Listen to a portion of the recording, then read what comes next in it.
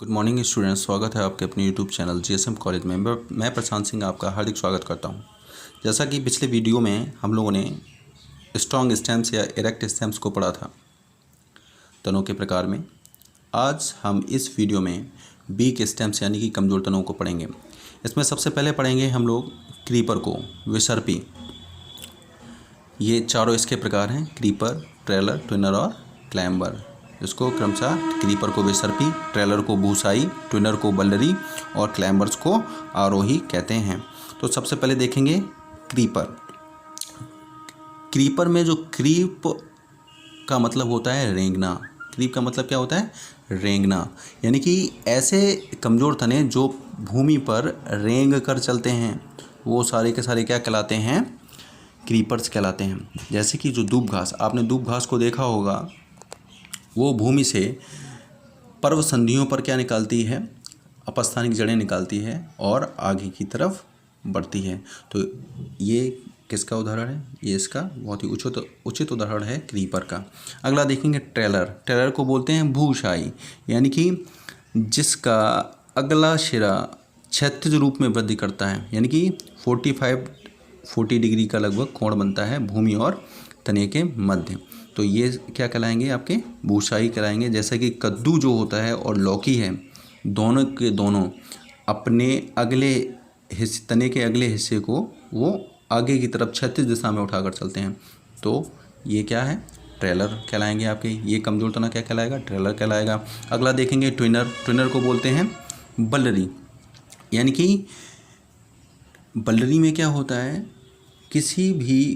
कोई भी जैसे कमज़ोर तना है तो उसमें आरोहण के लिए कोई भी विशिष्ट अंग उपस्थित नहीं होता है। जबकि आपने देखा था दूब घास में आगे बढ़ने के लिए उसमें जड़ें थीं अपस्थानिक, लौकी में प्रतान थे, लेकिन ट्विनर जब बल्लरी की बात करेंगे तो इसमें आरोहण के लिए कोई विशेष उपांग नहीं पाए जाते हैं। फिर भी ये किसी भी सपोर्ट के द्वारा ये आगे की तरफ बढ़ जाती है, पेड़ पौधे पर चढ़ के आगे की तरफ, लेकिन इसमें कोई आरोहण के लिए कोई विशेष उपांग नहीं पाया जाता है।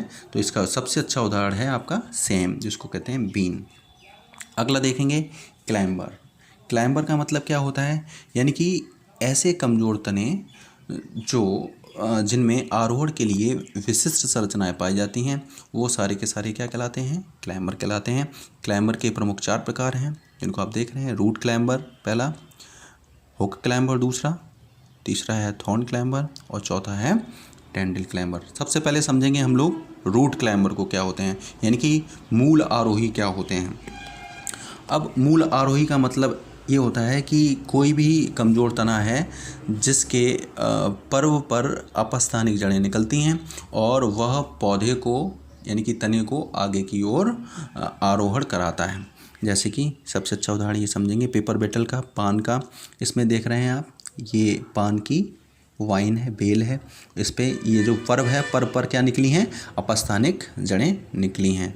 तो सबसे अच्छा उदाहरण जो रूट क्लाइंबर का है वो कौन सा है? पान है। काली मिर्च भी आप ले सकते हैं इसमें। अगला देखते हैं हुक क्लाइंबर। हुक क्लाइंबर यानी कि हुक मीन्स होता है अंकुश, यानी कि जब किसी पौधे में विशेष प्रकार की संरचनाएं अंकुश की तरह निकली रहती हैं, यानी कि जो कमज़ोर तना है उस पर कैसी संरचनाएं निकली हैं? अंकुश की तरह संरचनाएं निकली हैं। तो वो क्या कहलाएगा? हुक क्लाइंबर कहलाएगा। और इसमें सबसे अच्छा उदाहरण है इसका कटीली चंपा। अगला देखेंगे थॉर्न क्लाइंबर। थॉर्न मीन्स होता है कांटा, यानी कि जब किसी कमज़ोर तने पर विशिष्ट प्रकार की संरचनाएं आरोहण के लिए कांटे के रूप में या कंटक के रूप में निकली रहती हैं, वो क्या कहलाते हैं? थॉर्न क्लाइंबर कहलाते हैं। ऐसे तने क्या कहलाएंगे? थॉर्न क्लाइंबर कहलाएंगे। और इसको समझना है तो सबसे अच्छा उदाहरण है बोगनविलिया का। देख रहे हैं आप, ये तना है, पत्ती है, और इधर आप देख रहे हैं ये क्या निकले हैं? ये जो है थॉर्न निकले हैं, कांटे निकले हुए हैं जो पौधे को आरोहण करने में सहायता करते हैं, यानी कि ऊपर बढ़ने में सहायता करते हैं। तो इस बोगनविलिया सबसे अच्छा उदाहरण किसका है? थॉर्न क्लाइंबर का है।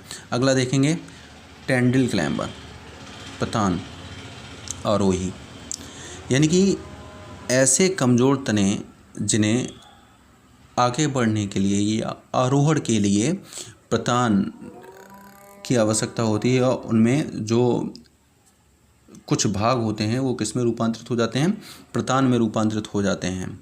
और प्रतान के सहारे ये देख रहे हैं आप, इस तरीके की संरचना जो होती है प्रतान में, लौकी में, तोरई में बनती हैं। तो देखते हैं कुछ उदाहरण जो प्रतान में परिवर्तित होते हैं, जिनके कुछ भाग। पहला जो है वो जंगली मटर है। जंगली मटर की जो पत्ती होती है वो पूर्णतः किस में परिवर्तित हो जाती है, प्रतान में परिवर्तित हो जाती है, यानी कि टेंडिल में परिवर्तित हो जाती है जंगली मटर की। देख रहे हैं आप, जंगली मटर अलग होती है और मीठी मटर अलग होती है। ठीक है, इसको कहते हैं पेसम सेटाइवम मीठी मटर को, और इसको बोलते हैं जंगली मटर को लेथाइरस।